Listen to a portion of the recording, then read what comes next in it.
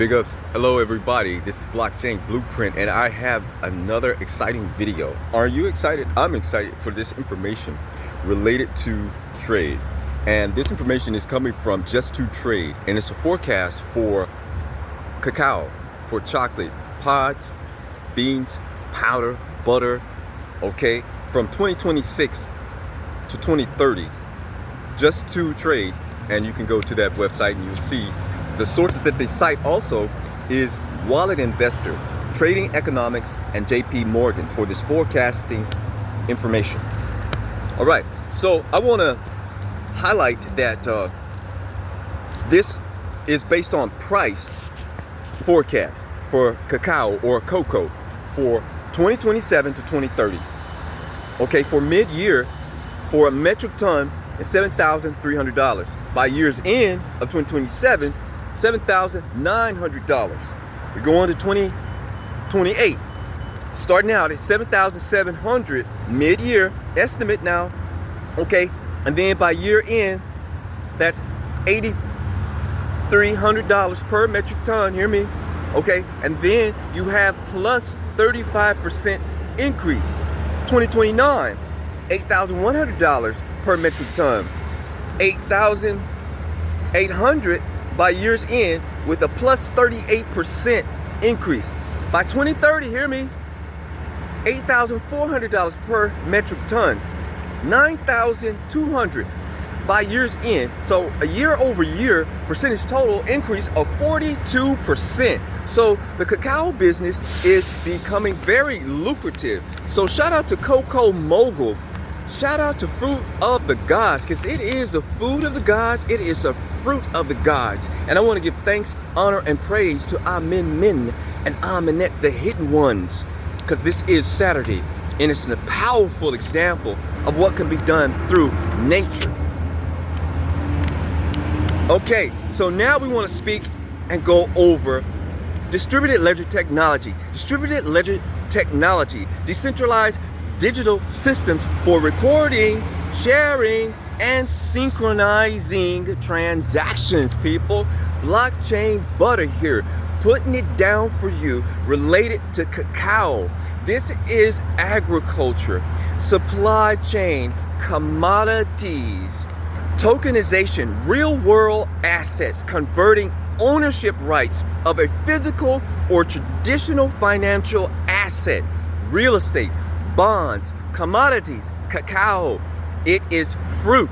It comes from the trees, theobroma, and also tokenization of art into digital tokens. Hashtag dude sells beans. Hashtag Cocoa Mogul.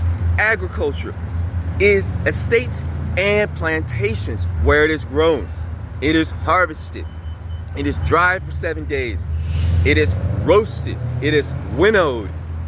Okay, it is sifted and cracked, and it becomes nibs, it becomes powder, it becomes paste, it becomes butter.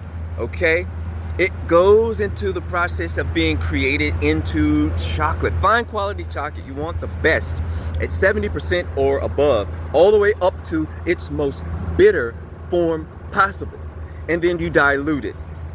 I wouldn't suggest, shout out to all of those that do use milk in their cacao. It decreases the ability for it to be absorbed, and it makes it hard on the arteries. So get the best powder quality flavor and taste accordingly to your likes.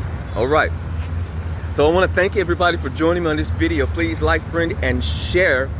All right, and we're going to speak some more about forecasting for cacao and its current prices, as well as the increases from 2026 information, which is out, all the way up to 2030. So 2026, 2027, 2028, 2029, 2030.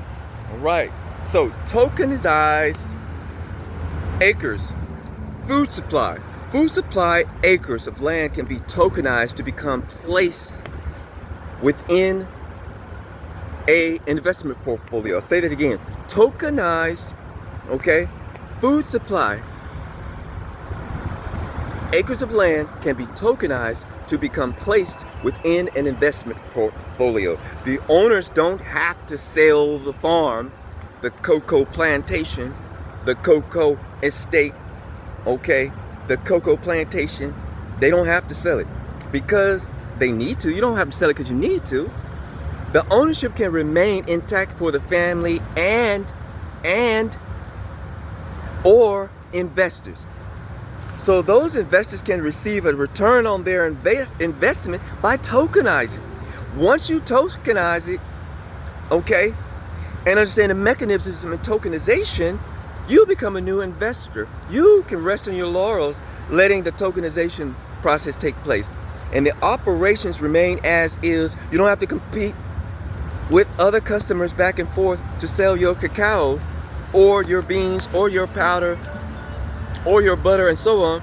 The customers remain yours, okay? And you can continue the success by becoming a partner with the farm and the estate. They can continue to farm as usual, cultivate as usual, while you tokenize, while the estate owners release it into tokenization mechanisms and fractionalize, okay, parts and pieces of the estate. That creates a new revenue stream for the estate. They don't have to worry about the competitors coming in, you know, and seizing the property and taking over, or the customers not really having no interest in the business. They're just acquiring it. They're just interested for, you know, overnight success. You know, these trees don't grow overnight. They take time to grow, and it takes time to perfect the technique with the fine quality of the cocoa that's got to come out, as well as all the other derivative products. So as that process is taking place, you learn the business because you're in and came in as an investor on the tokenization side. Okay? So if you need information related to how this works, fractionalization, tokenization, please leave a comment, or you'll see the video to my proof of scope and my proof of concept. My proof of concept and the video is attached to this video, and you will be able to see my proof of scope, which took place in the beautiful island territory, okay, of Puerto Rico, and the other visits at cocoa farms and at that cocoa farm and plantation, as well as other places where they cultivate and they manufacture all of the fine quality chocolates that you've known for me to be tasting or observing, or firsthand trial of that particular cacao or that chocolate bar or that powder or so on and so forth. It's all in the description. It'll be attached to this video. Please like, friend, and share, and join me on this adventure. I want to thank every last one of y'all for enduring through this video. We got more information to share, okay, related to that. So stay tuned. All right, and y'all have a good one, and cheers to you.